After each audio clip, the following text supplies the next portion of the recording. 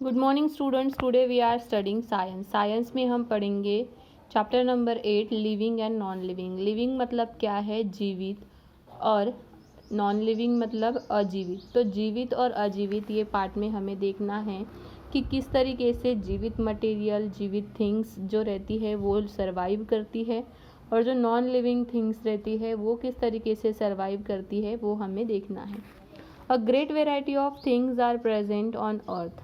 ये अर्थ पर, हमारी पृथ्वी पर बहुत सारी प्रोडक्ट्स, बहुत सारे थिंग्स है। Everything present on earth can divided into 2 groups. तो जो भी हमारे अर्थ पर प्रेजेंट है वो सभी 2 ग्रुप्स में डिवाइड हुए हैं। कौन सी? लिविंग और नॉन लिविंग में। The things that have a life, जिनकी लाइफ होती है, जिसे हम बोलते हैं जीवित, सजीव जिसे हम बोलते हैं, जैसे इंसेक्ट है, ट्रीज है, बर्ड्स है, are living things, living organism. और ऑल एनिमल्स एंड प्लांट्स जो है, जो बायोलॉजी में हम स्टडी करते हैं, ठीक है, biology is the study of living things, और जो बायोलॉजी में हम स्टडी करते हैं लिविंग थिंग्स की, उसे ही हम क्या बोलती है? बायोलॉजी बोलते हैं। The things that do not have life is called non living things. और जिनको लाइफ नहीं रहती, जैसे पत्थर है, पेपर है, ये जो चीज़ें रहती है इनको कोई लाइफ नहीं रहती, प्लास्टिक है, तो इसे हम कहते हैं non living things present in nature. Things like paper, cloth, glass, all are non living that not present in a nature. All living and non living things are made of matter and this have a mass, have shape, occupy space. तो living, non living things को matter रहती है, मास रहता है उसका particular, उसका shape रहता है, ठीक है, और उसका पर्टिकुलर स्पेस रहती है जितना वो ऑक्यूपाई करता है अपना साइज के अनुसार। All living things share certain characteristic that distinguish them from non living things. For example, most living things need air. तो हर एक जैसे लिविंग थिंग्स है उनको एयर लगती है, वाटर लगती है, फूड लगता है सर्वाइव करने के लिए। नॉन लिविंग थिंग्स को ये सारी चीज़ों की ज़रूरत नहीं होती है। लिविंग थिंग्स क्या कर सकते हैं? मूव कर सकते हैं, ग्रो होते हैं, और वो रिप्रोड्यूस करते हैं। रिप्रोड्यूस करना मतलब एक जनरेशन से दूसरे जनरेशन को नया जन्म देना। ऑल दो non living things generally non-exhibit all the above characteristics, some of them exhibit growth and movement. Non living things में ये सारी चीज़ें नहीं होती, लेकिन कुछ कुछ चीज़ें ऐसी रहती है वो ग्रो होती है और उनमें कुछ मूवमेंट रहती है, ठीक है। Let us study the characteristics of living things.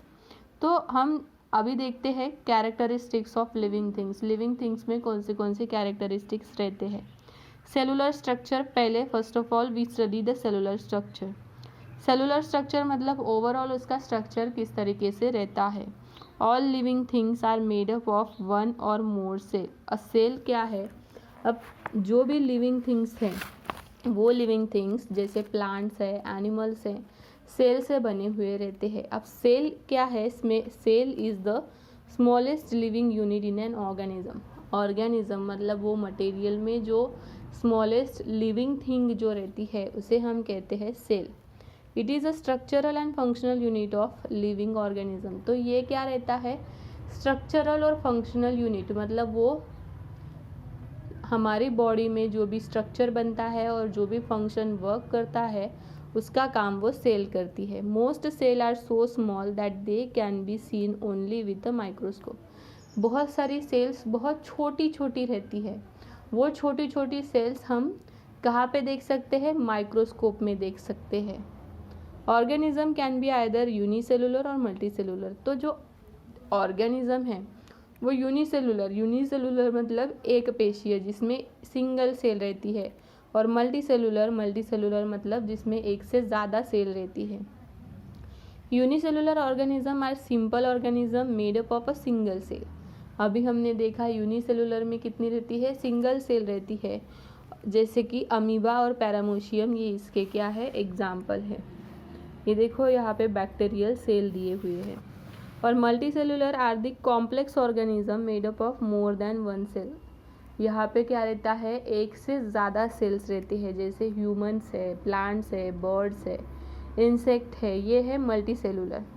They may be made up of millions of cells, ये बहुत लाखों हज़ारों सेल से बने हुए रहते हैं। Elephant calf goes into an adult. Larger and heavier, both the volume and mass increase. For example, no, okay sorry, पहले हमें क्या देखना है, इसके नीचे ग्रोथ। ग्रोथ किस तरीके से होती है? Growth is a gradual increase in size of an organism as it matures. Gradual increase मतलब क्या है? वो धीरे धीरे धीरे धीरे बढ़ता जाता है। एज अ एनिमल और plants develop it becomes larger and heavier, जैसे जैसे ये डेवलप